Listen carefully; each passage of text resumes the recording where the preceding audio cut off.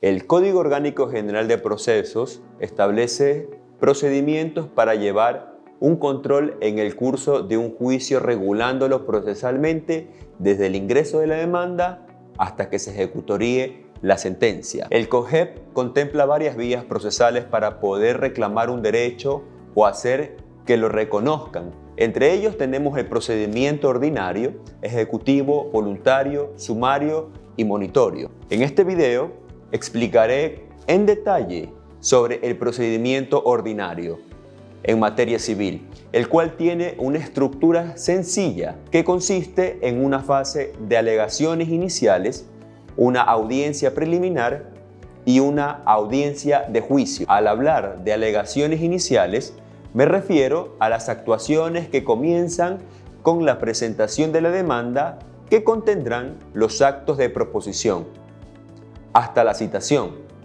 para que se dé la audiencia preliminar. Antes de empezar a hablar sobre el procedimiento ordinario, es necesario preguntarnos en qué casos se utiliza o casos están sujetos al procedimiento ordinario. Si la acción que se iniciará no establece un procedimiento especial, como ejecutivo, voluntario, sumario o monitorio, quiere decir que es viable el procedimiento ordinario.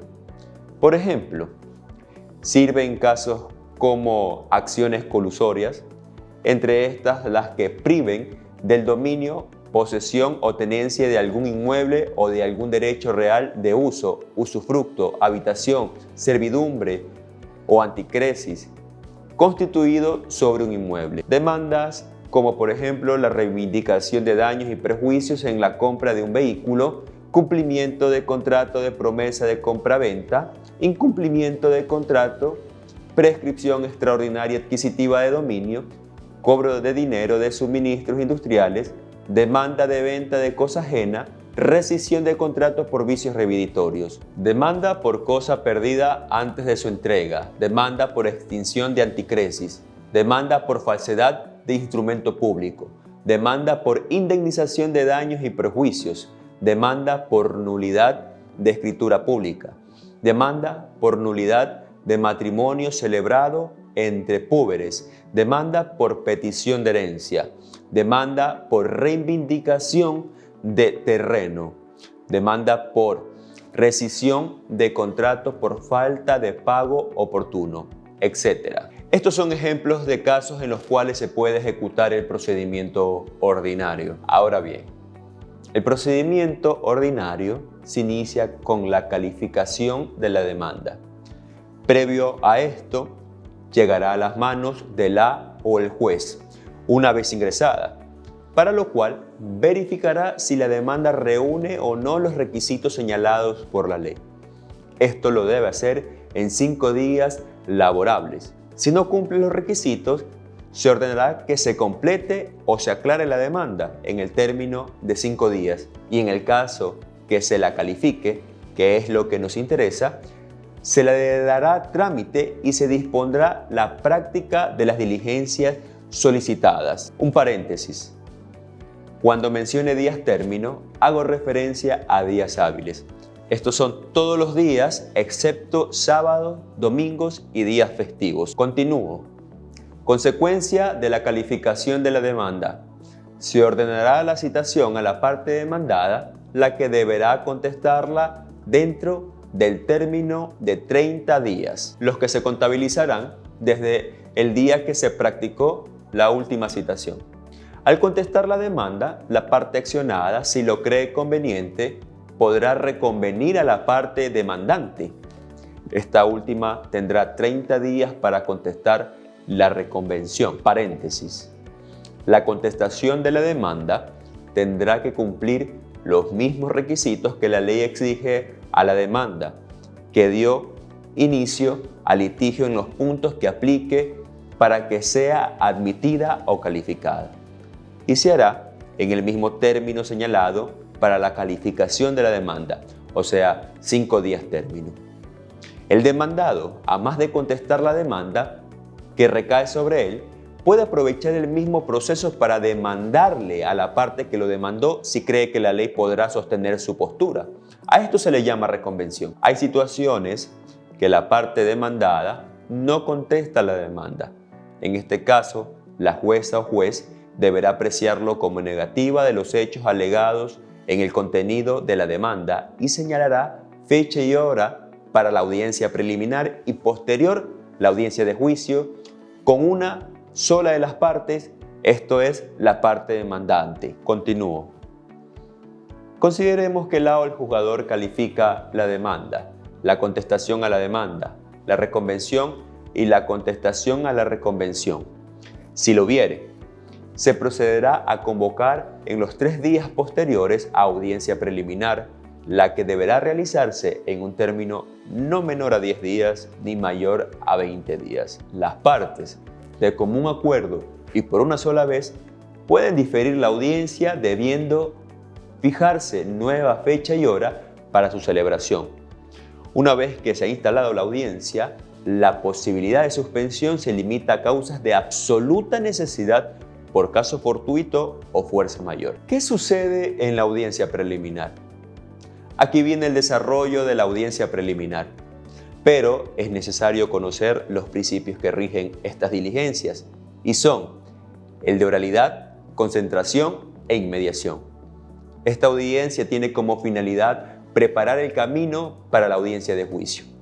No está de más comentar que al ingresar a la sala de audiencia mirando hacia el estrado, la parte actora debe sentarse del lado izquierdo y la demandada del lado derecho.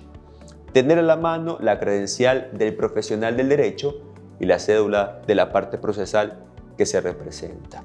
Entre las actividades del lado del secretario está la de cumplir con la instalación de la audiencia, para lo cual procederá a dar constancia e informar a la o el juez lo siguiente: nombre de los comparecientes, nombre de los abogados, si actúa por representantes, quienes no comparecieron. Procede a dejar constancia en el extracto de la audiencia. Paréntesis. En caso de no asistir la parte demandante, se declarará el abandono de la causa. Como consecuencia, termina el proceso y será imposible plantear una nueva demanda. En el caso de que la parte demandada llegue tarde, podrá tomar la audiencia en el momento que se encuentre y en caso de haber contestado la demanda y no comparecer a audiencia, se continuará igual con la audiencia sin su presencia, lo que daría paso a que pierda la oportunidad procesal de ejercer su defensa y hacer valer sus derechos.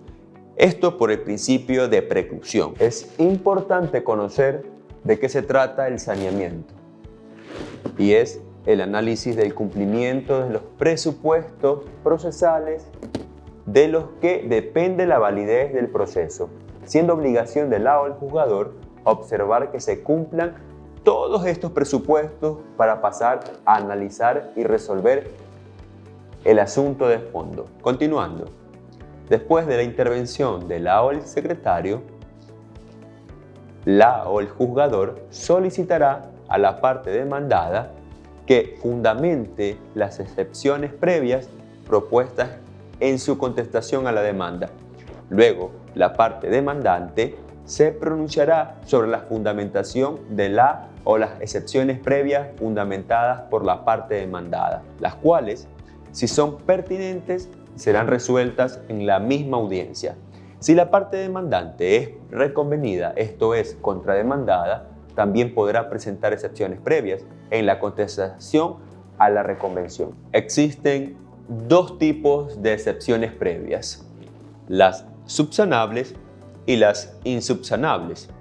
Explicar las excepciones previas una por una me llevaría a otro video que en futuro publicaré, pero para quienes desean revisar las reglas de análisis de estas, pueden consultar el artículo 295 del COGEP.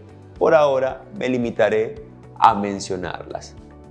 Las subsanables son legitimidad de personería, defecto en la forma de proponer la demanda, falta de competencia, incompleta conformación del litis consorcio. Las insubsanables son falta de jurisdicción, falta de competencia por la materia, litisdependencia, caducidad, cosa juzgada, indebida acumulación de pretensiones, existencia de compromiso arbitral o convenio de mediación, prescripción, transacción. Continuamos con la audiencia.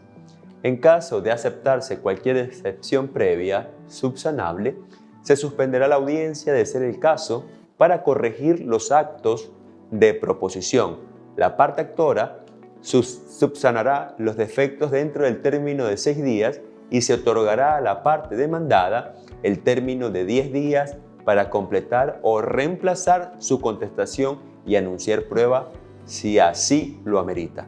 De no hacerlo, se tendrá la demanda o la reconvención como no presentada y en caso de aceptarse una excepción previa que no es subsanable, se declarará sin lugar la demanda y se ordenará su archivo.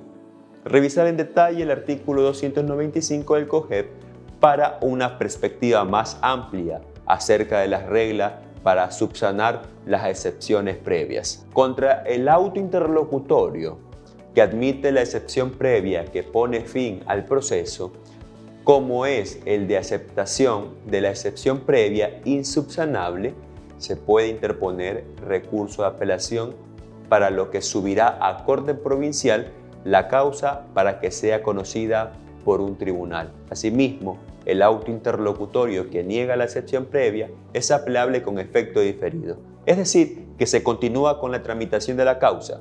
La apelación con efecto diferido será conocido con la apelación principal de la sentencia, para lo cual será resuelto de manera prioritaria por el tribunal que conozca la apelación. Para darse como interpuesto el recurso de apelación con efecto diferido, se lo deberá hacer oralmente en audiencia en cuanto el juez niegue o acepte la o las excepciones previas. No habiendo alegaciones sobre validez procesal, el juez declarará la validez del proceso, por lo que se pasará a establecer el objeto del proceso. Se fijará lo que se pretende conseguir con la demanda o la reconvención si lo hubiere.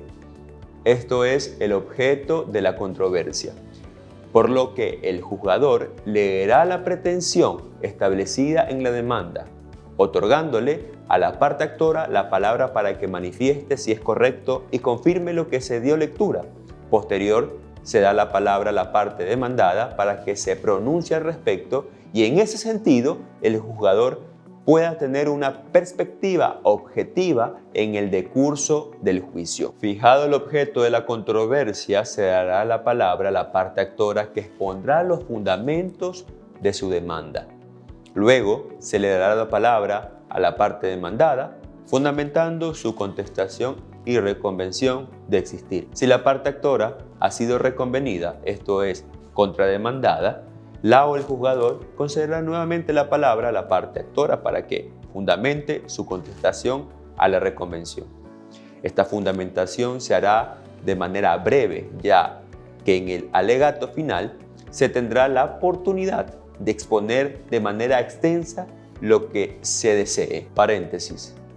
Hay casos que en el desarrollo de la fundamentación de la demanda y la contestación a la demanda se dan a notar hechos nuevos, por lo que se podrá solicitar prueba nueva no anunciada en la demanda, contestación de la demanda, reconvención y contestación a la reconvención hasta antes de la convocatoria a audiencia de juicio. Siempre que se acredite que no fue de conocimiento de la parte a la que beneficia o que, habiéndola conocido, no pudo disponer de la misma, la o el juzgador podrá aceptar o no la solicitud de acuerdo con su sana crítica. Si amerita, el juez resolverá el reclamo de terceros. Cualquier tercero a quien pueda afectar el proceso tiene el derecho de proponer una tercería, por lo que en su intervención, de ser aceptada, contará con los mismos derechos de las partes intervinientes, para lo que deberá acompañar las pruebas que sustenten los hechos que alega. La tercería se propondrá dentro del término de 10 días después de la notificación de la convocatoria a audiencia de juicio. Si la tercería se presenta en la ejecución, esta se propondrá desde la convocatoria a audiencia de ejecución hasta su realización. No serán admisibles las tercerías cuando exista resolución de adjudicación en firme. Terminada la fundamentación, se pasa a la conciliación. En la mayoría de los casos, no se llega a ningún acuerdo. Sin embargo, la o el juez tiene la obligación de promover que las partes concilien. En este punto procesal, en caso de que estén ambas partes presentes, podrán suceder tres circunstancias. La conciliación total, que será aprobada en el mismo acto mediante sentencia que causará ejecutoría y terminaría el conflicto. La conciliación parcial, la cual resolverá ciertos puntos del objeto de la controversia establecidos en la demanda y se continuará la audiencia con los puntos que no se llegase a solucionar por medio de conciliación. No se concilia. En caso de no darse la conciliación, se continuará con la diligencia de la audiencia preliminar. Recordemos que las partes pueden conciliar en cualquier fase del juicio, si es su voluntad. Solo deberán hacérselo conocer al juez. Asimismo, la o el juez, por su decisión o a petición de las partes, podrán pasar a un centro de mediación con la finalidad de encontrar un acuerdo, lo cual, si se diera, se incorporaría al proceso el acta de mediación. Recordemos que la invitación de la o el juzgador a conciliar no conlleva a prejuzgamiento. No habiendo conciliación y vicios de procedimiento y todo lo que se ha actuado se encuentra pegado a la norma, se pasará a anunciar la totalidad de las pruebas que serán practicadas en la audiencia de juicio. Formular solicitudes, objeciones y planteamientos que estimen relevantes referidos a la oferta de la prueba de la contraparte. En caso de que una de las partes anunciara que se practique mediante oficio una prueba, se lo hará conocer a la o el juez, que a criterio aceptará o negará para que la anunciada prueba esté presente en la audiencia de juicio. Las partes podrán solicitar la exclusión, rechazo o inadmisibilidad de los medios de prueba encaminados a probar hechos notorios o que, por otro motivo, no requieren prueba. Por ejemplo, si existe un documento que se prueba un acto, no será necesario un testimonio que tenga por finalidad demostrar el mismo acto que consta en el documento. Se podrá rechazar la prueba de oficio o a petición de parte por tres razones: por impertinente, por inútil o por inconducente. Recordemos que la prueba debe ser pertinente, por tal deberá tener relación directa o indirecta con el caso para probar los hechos alegados y controvertidos en la demanda. No se debe presentar una prueba que no tiene relación en absoluto a lo que se alega en la demanda. La prueba no podrá ser inútil. La utilidad o eficacia de la prueba se pierde cuando ésta ha sido obtenida a través de simulación, dolo, fuerza física, fuerza moral o soborno. La prueba no puede ser inconducente. La conducencia de la prueba consiste en el contenido de esta intrínseco y particular para demostrar los hechos que se alegan o se pretende demostrar. Podrán darse acuerdos probatorios o a petición de una de las partes cuando sea innecesario probar un hecho. Esto incluye a los peritos que deberán comparecer para que a través de su testimonio sustenten los informes que han presentado. La práctica de la prueba de oficio, o sea, voluntad de la o el juzgador, es excepcional y en caso de ordenarla, deberá su señoría justificarla, dejando expresa constancia de su decisión. Esto generalmente para esclarecimiento de hechos. No está de más decir que la prueba debe incluirse y anunciarse en la demanda y en la contestación a la demanda, por lo que no debe ser anunciada de manera imprevista en la audiencia preliminar. Una vez terminado el anuncio de las pruebas, la o el juez decidirá la prueba que admite o inadmite para ser practicada en audiencia de juicio. Se admitirá o inadmitirá prueba documental, prueba testimonial, prueba pericial e inspección judicial. Esta última, de ser el caso, se ordenará para que sea practicada antes de la audiencia de juicio. El auto interlocutorio de admisibilidad de prueba podrá ser apelado con efecto diferido como el auto que niega o admite excepciones previas. Eso quiere decir que pasará a conocimiento del Tribunal de Alzada o jueces adquen, lo cual será competencia de la Corte Provincial de la jurisdicción que corresponda, para lo que será conocido en conjunto con el recurso de apelación principal.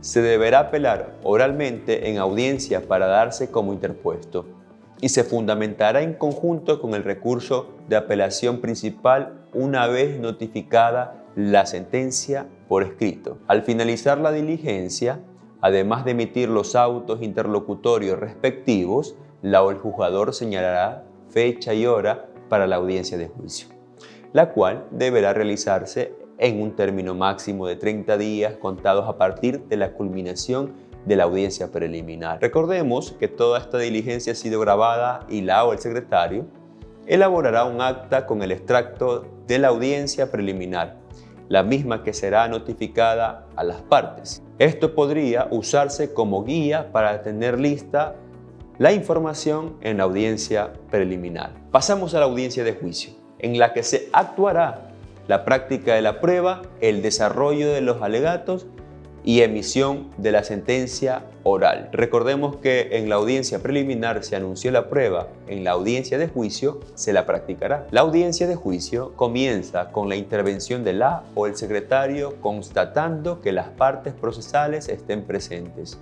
Declarará instalada la audiencia y leerá el extracto de la audiencia preliminar. Terminada la intervención de la o el secretario, se abre la fase de alegaciones iniciales de la audiencia de juicio.